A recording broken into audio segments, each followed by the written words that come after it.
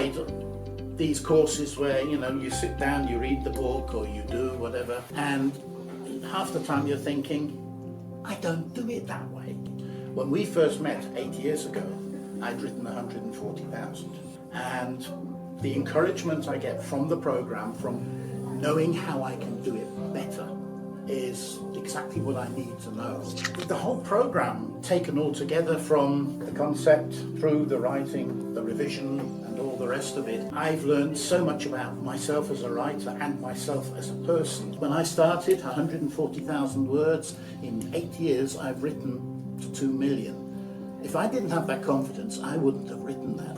If I hadn't made the investment in myself and the writing gym, I will be nowhere. I will be a frustrated old man grinding my teeth in a corner.